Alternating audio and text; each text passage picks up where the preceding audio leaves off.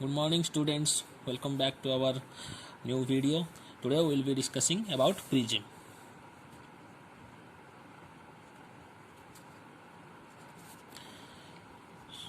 So before discussing about the prism, let me remind you that in the refraction of rectangular glass slab, we have already studied that the rectangular glass slab, when the refraction of light caused by it results in a parallel shifting of emergent ray to the incident ray, right? That means this is a rectangular glass slab. When incident rays of light fall upon the one surface of rectangular glass, this is our normal, right? Then it bend towards the normal, right? Then it touches to the another surface. What happens here? This is the glass medium, this is the air medium, this is denser and this is rarer, right? When we moving from denser medium to the rarer medium, what happens? The refracted ray moves away from the normal, right? In case of incident ray, what happens? This was the rarer medium, this was the denser medium. So incident ray was after refraction bending towards the normal, because when light rays moving from rarer to denser, they bend towards the normal. But when they move from denser to rarer, what happens? They move away from the normal, right? Normal again. So what we are observing, that the incident ray, the initial direction of this incident ray was like this, right? This is the emergent ray. Let you write first incident ray. This is the emergent ray. This was the initial direction of incident ray. If no refraction have been occurred, then the incident ray should go in this path. But due to the refraction, two refraction are there. This is the first refraction and this is the second refraction. So after the second refraction, the emergent ray changes its path, which is parallel to the initial path of incident ray. This is called parallel shifting of emergent ray to the incident ray, and this displacement of emergent ray from its original path is called as lateral displacement, right? यहाँ पर क्या देखा हमने? parallel shifting देखा. What is the cause behind this parallel shifting? This is because the opposite faces of rectangular glass slab are parallel to one another. You can see, if we name this rectangular glass slab as A, B, C, D, then we can say AD is parallel to BC. In the first surface, we are having first refraction, and in the second surface BC, we are having the second refraction. So here is the incident ray and here is the emergent ray. So there is a parallel shift of emergent ray from the initial path of the incident ray. That is called lateral displacement. So but in case of prism, what actually happens? In case of prism, there are 5 sides, right? Prism के case में we can see there are 5 sides. I have made a prism for of you all, like this is a paper prism, right? Actually हम जिसके बारे में अभी बात करने जा रहे हैं, that is a glass prism, right? The material that which is made up of is glass, right? The prism is made up of glass, but for the demo, just you have to give a rough idea. I have made this paper prism, right? In this paper prism, you can see there are 5 sides, right? This is the one triangular side, this is another triangular side, 2 sides, first and second, right? And there are 3 other rectangular sides also. This is the first rectangular side, this is second rectangular side, and this is third rectangular side. So 3 rectangular sides and 2 triangular sides, you can see. So in total, prism has 5 sides, right? So what happens actually? But in case of rectangular glass slab we have parallel sides, but in case of prism these rectangular glass slabs are making an angle to each other. You can see here, this is a rectangular glass, this is a rectangular plane, and this is also another rectangular plane, and these rectangular planes are making an angle here. If we shift like this or rotate this prism like this, then here is also one rectangular face. This is also a rectangular face, and these two rectangular faces are making an angle theta here, right? So these faces are inclined to each other, you can see here. But in case of rectangular glasses, what we are observing, these were parallel, the faces AD and BC were parallel. But in case of prism, you see these two rectangular faces are inclined to each other. If we rotate like this, then you can see these two rectangular faces are in an angle to each other. Again, if we rotate like this, then we can see these two rectangular faces are in an angle to each other. So each of the three rectangular faces are making an angle to each other, and the triangular faces are parallel to each other. You can see these two triangular faces are parallel to each other, but the rectangular faces are making an angle. So here in this case we don't observe the parallel shifting because the rectangular faces are not parallel to each other, right? So we can draw this on the paper like a 3D diagram, right? So let me draw for you.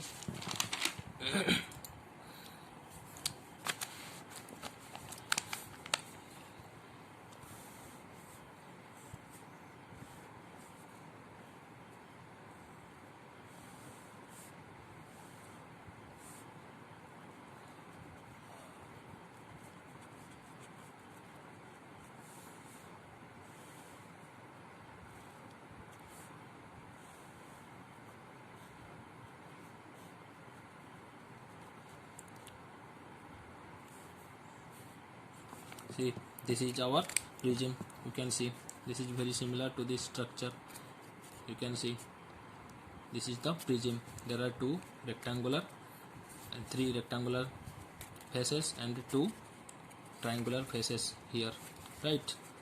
You can relate it like this, or you can relate it also like this, right? So what we see here, actually we name it A, B, C. This is the one rectangular face, write it like F1. This is the another rectangular face, which is F2. This is the actual triangular glass.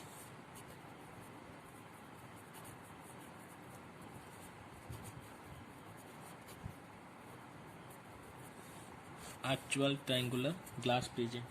Here in the figure you can see the opposite faces F1 and F2 are making an angle with each other, right? The opposite faces F1 and F2 are making an angle with each other. What you can see, what is the angle here? This is the angle, right? We can name it as BAC. So here BAC is also called as the angle of prism. We can say the BAC is the angle of prism. So we can define angle of prism that the opposite faces or the rectangular faces, the opposite rectangular faces making an angle with each other, that angle is called as angle of prism, right? The one actual triangular glass prism, as I have drawn here, this is an actual triangular glass prism, right? But in case of ray diagram, we represent the prism in a different way, right? So in case of ray diagram,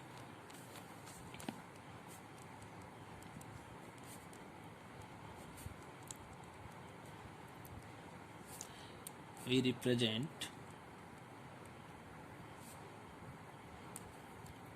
the above figure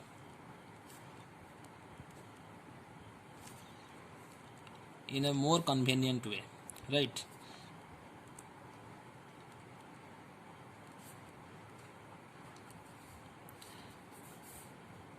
So how to represent this figure in the ray diagram? Here we represent a prism in case of ray diagram like a triangle, right? A, B, C.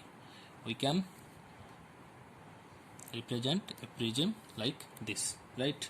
This is a triangular glass prism represented in ray diagram. ये prism को represent करने के लिए हम इसका ये वाला surface ही consider करते हैं. So that we can imagine that ray of light is passing like this, then refracted like this and emerge like this. So we represent a prism like a triangle, right? This is called triangular glass prism represented in ray diagram.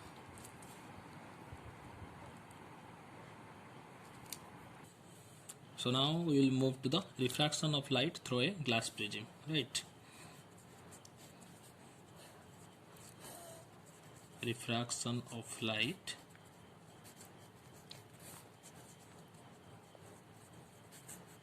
through a glass prism.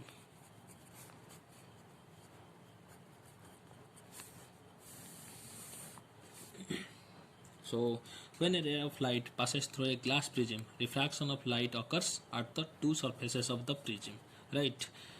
कैसे ये refraction होता है? Let me draw a prism for you first.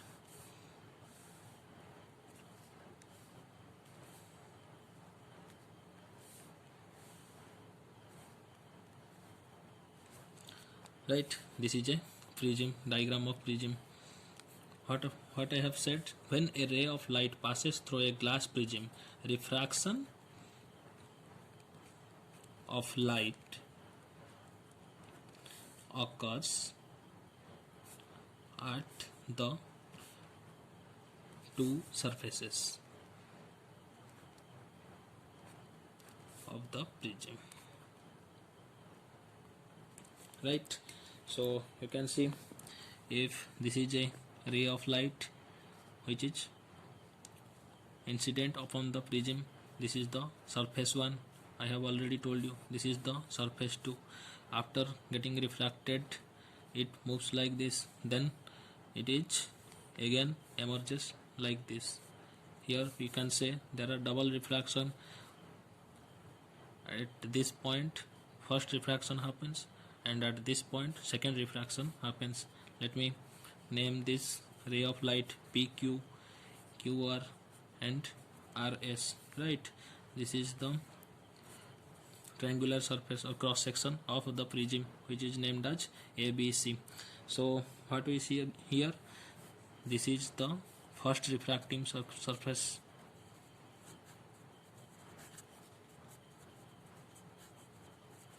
right? First refracting surface, and this is the second refracting surface.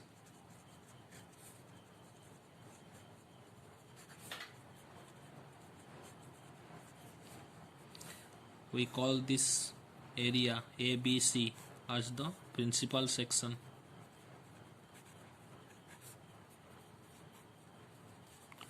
PQ is the incident ray.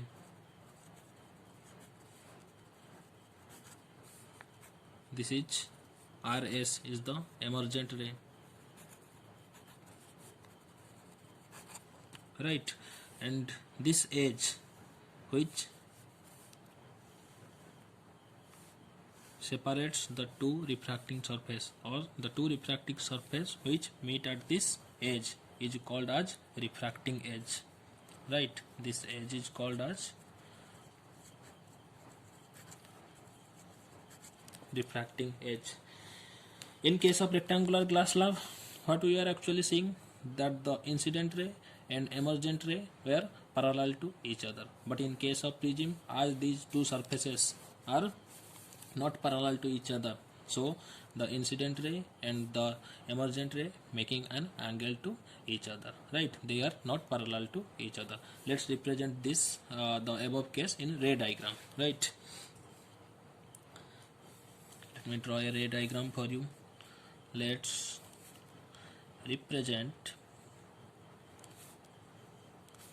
the above case in ray diagram.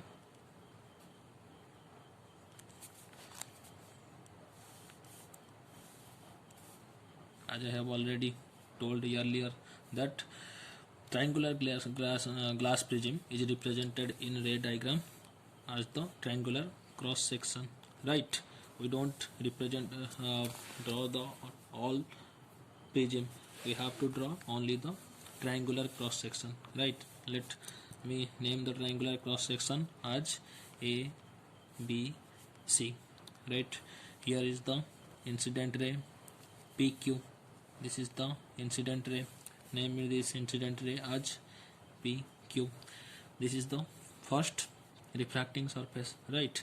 After the refraction, it, if this is the normal to this surface, then this is the air medium, this is the glass medium, this is rarer and this is denser. We know that when light rays moving from rarer to denser, what happens? They bend towards the normal, right? Like this. This will, we call this as angle of incidence, right? This is the normal. Normal is always perpendicular to the plane of the surface. This is the plane surface, so normal is perpendicular to it, right? So this is our incident ray. Direction of incident ray is towards PQ. After meeting the point Q on the surface AB, the first refraction happens. So after the first refraction, this ray of light moves like this and reaches to point R, which touches the second refracting surface AC. Here also another refraction occurs, and you can see this is the denser medium and this is the air, which is rarer medium again. So whenever light rays passing from denser to rarer medium, what happens? They bend away from the normal. If this is the surface, right, AC, then normal will be perpendicular to this surface. So let's draw a perpendicular here, right? So the light ray will go away from this normal. So like this, we can name this as R1 and we can name this as R2, and this is the I2, right? Here you have to note that for refraction at the second surface, here the refraction at the second surface in a prism, it is a convention to denote the angle of incidence as R2, right? Generally we denote the angle of incidence as I, but here in the in case of prism, when second refraction is occurring at the second refracting surface, then we have to denote the incident angle of incidence as R2 and angle of refraction as I2, right? For the second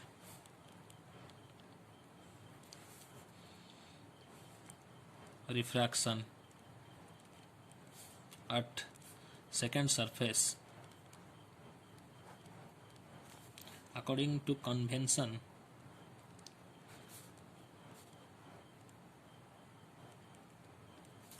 we have to denote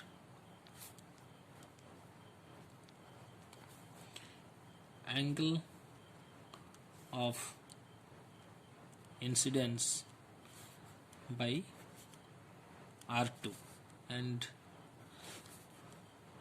angle of refraction by I2, right? So this angle of refraction I2 is also called as angle of emergence. This angle I2 is also called as angle of emergence. So the total angle through which the ray deviates, right? The total angle through which the ray deviates, or we can say the angle between incident ray and the emergent ray is known as angle of deviation, right? So we can draw the angle of deviation like this was the original path of incident ray. If there is no refraction, then the PQ should go in this path. Let this this line as name as extended line, naming as T, right?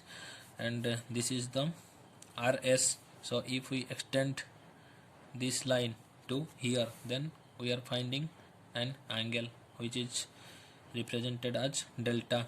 Let name the point as D, right? So here we can say that the angle between incident ray and the emergent ray is known as angle of deviation, right?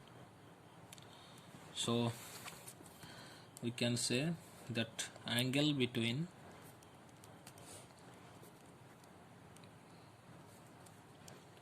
the incident ray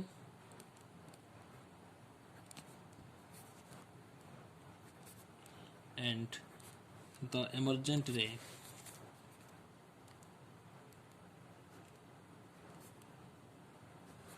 is called as angle of deviation, right? जैसे कि आपने देखा यहाँ पर this was the line of incident ray and this was the line of angle of emergent ray. So this incident ray makes an angle with the emergent ray, and that angle is called as angle of deviation, right? We represent this angle of deviation as delta. So I can write here that angle of deviation which is represented as delta. You have to remember that for a given angle of incidence I1, as we are taking angle of incidence as I1 for the first refracting surface, so the deviation, right, which is represented as delta, produced by a prism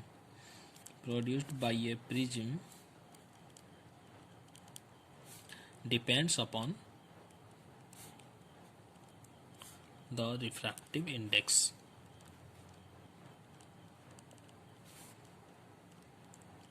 Index of the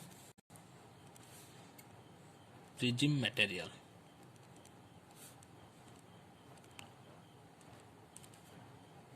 right?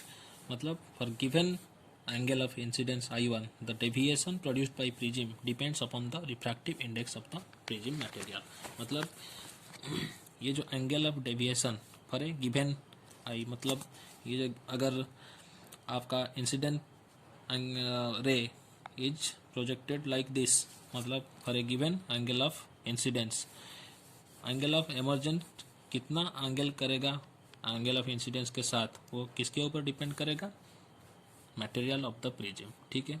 If the material of the prism का अगर ज़्यादा denser होगा या थोड़ा rarer होगा, then the angle और the deviation angle will be different for different refractive indexes, right? Indices.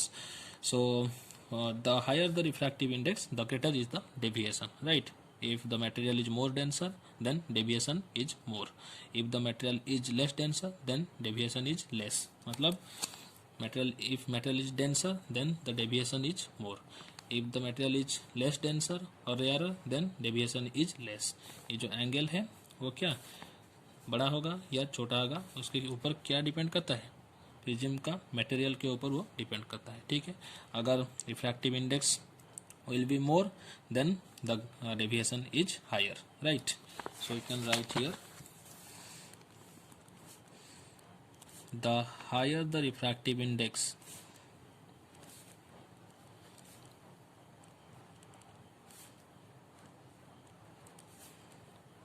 the greater is the deviation, right?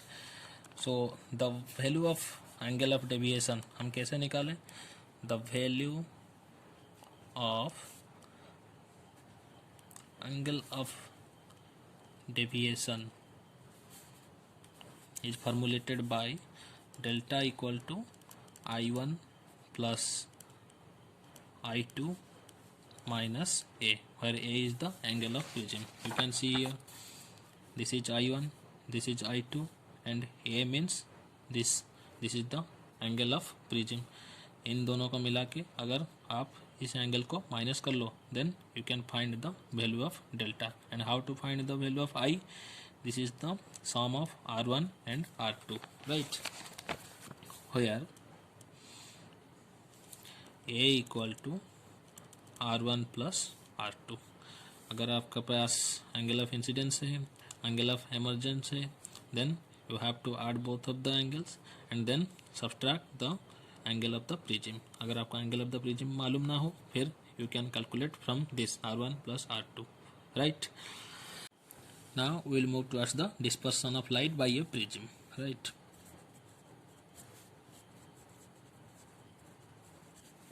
Dispersion of light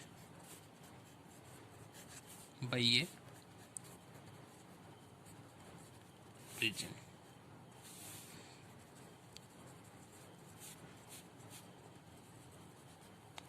So what do you mean by dispersion actually, right? The phenomenon of splitting of white light, the phenomenon of splitting of white light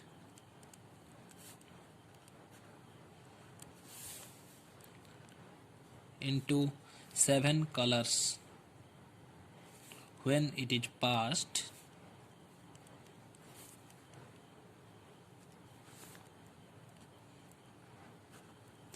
through a glass prism is called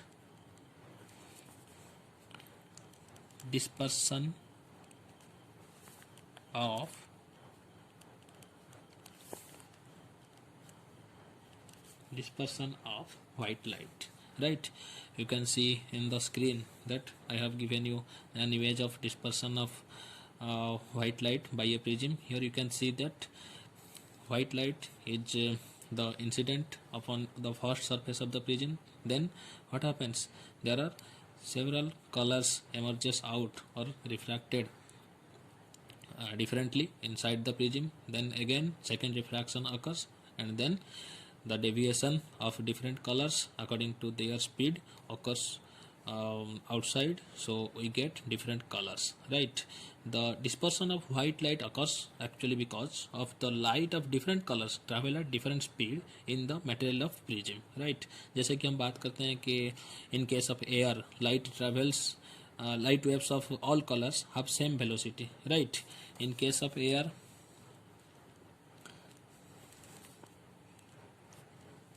you can see that all colors have same velocity,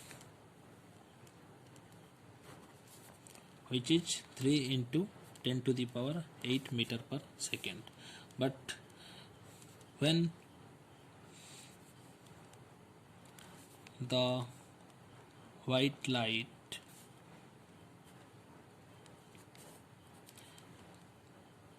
passed through the prism,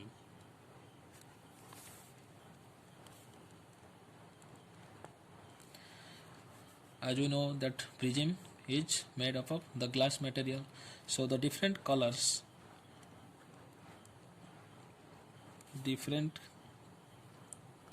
colors of the white light travel at different speeds.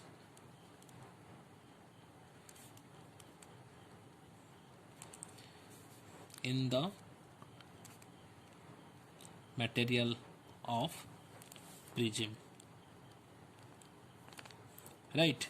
Hence the refractive index of the material of prism, जो material of prism है उसका जो refractive index also changes, right, for different colors of light.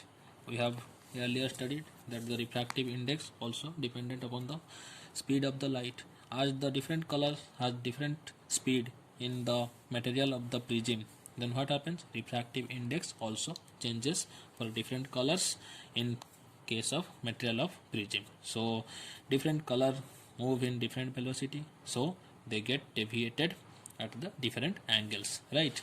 As you can see in the figure, when white light passing into the prism, the red color has the maximum speed, so we observe the least deviation in case of the red color, right?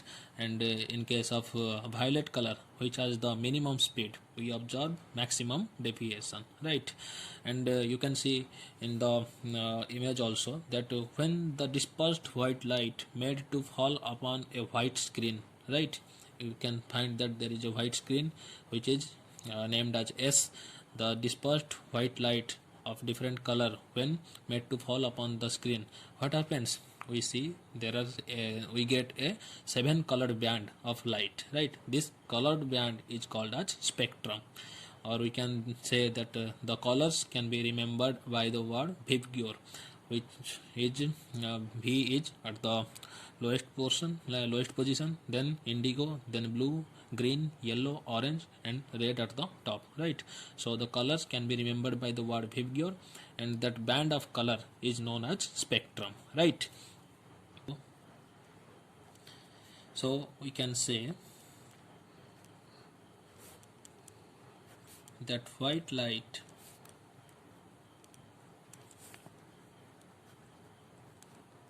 is a mixture of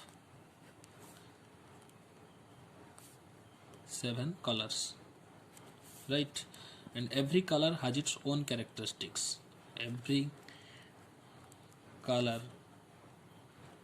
has its own characteristic wavelength.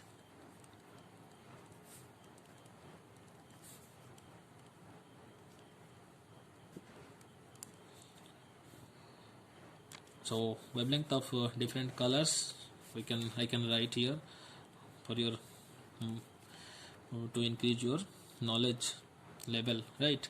So violet has a wavelength of 4000 Armstrong approximately. Indigo has a wavelength of 4500 Armstrong, right? Blue has a wavelength of 4800 Armstrong, right? Green has a wavelength of 4500 Armstrong. Yellow has also 5800 Armstrong. Orange, you can see 6000 Armstrong. Red, which has the maximum wavelength, and it has also maximum velocity, so it has minimum deviation. But in case of violet, lowest wavelength, lowest velocity, so it has maximum deviation, right? So you can remember this of different color has different wavelengths. So now we'll move forward towards the recombination of colors of spectrum to give white light. So recombination of colors of spectrum to give white light, right? We have seen that white light can be dispersed into 7 colors, right? मतलब white light से हम 7 colour split कर सकते हैं या obtain कर सकते हैं. Newton said that the reverse of this was also true. मतलब 7 कलर से आप वाइट लाइट भी आपको मिल सकता है, right. That is the 7 coloured light of the spectrum can be recombined to give back the white light. यहाँ पर क्या देख रहे थे हम, वाइट लाइट से 7 कलर मिल रहा था, लेकिन न्यूटन ने बताया कि from the 7 colours that those also recombined to obtain the white light. So how does it happen actually? This can be done as shown in the image. I have provided an image for you. You can see there that how the white light is recombined to first dispersed first, then it is recombined to the white light, right. In the case here you can see we have two prisms. We have taken two prisms. First prism is named as A, and another identical prism we have taken here, which is named as B, right. The second identical prism is inverted position, is in an inverted position. यहाँ पर देख सकते हो, this prism is in upright position and the second prism B is in inverted position with respect to the first prism, right. The first prism splits white light into its color component. यहाँ पर मैं इतने सारे colour तो आपको नहीं दिखा सकता, लेकिन जो highest and lowest colour component है that is one is red and another is violet, right. The white light is splitted into 7 colors. ये आपका हो गया red, this is your violet, right. What happens after refraction? It goes like this. The violet color also goes like this. Then again they recombine here to form the white light. Here you can see the first prism, right. The first prism splits the white light. This was the white light, splits the white light into its respective color component. When these separated components pass through the second prism, right, this is the red and this is the violet light. When these separated components pass through the second prism, they recombine to form white light again. The first prism A is called as dispersing prism because dispersion is occurred in the first prism, right.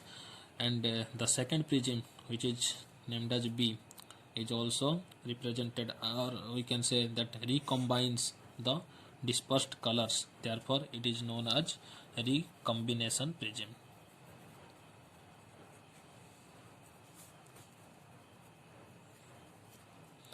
Both the prism A and B together act as a glass slab with parallel sides. You can see these are the, we can see that these are the two parallel sides, right. You can see here, if we combine or if we take these two prisms closer, then we can see that this will act as a rectangular slab which has two parallel sides. So the emergent ray would be parallel to the incident ray. Here you can see this was the incident ray, this is the emergent ray. So the incident ray is parallel to the emergent ray. So this combination of the prism is also can be represented as or taken as the glass slab with the parallel sides. So this observation of Newton gave the idea that sunlight is made up of 7 colors. So this observation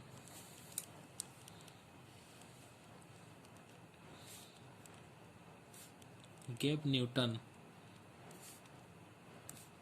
the idea that sunlight is made up of 7 colors, right. So any light that gives a spectrum similar to the sunlight means if any light after dispersion gives 7 colors as like of sunlight, then we refer that as a white light, right?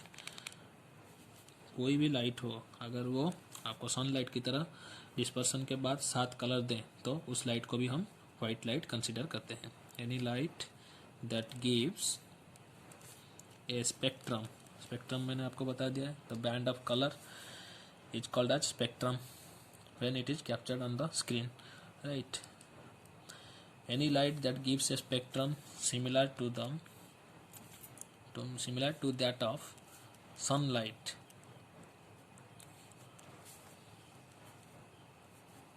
is often referred as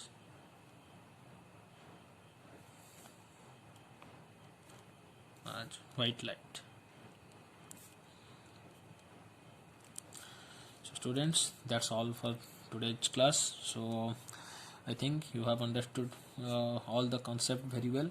If you have any doubt, then you can ask me, and thank you for watching. Have a nice day.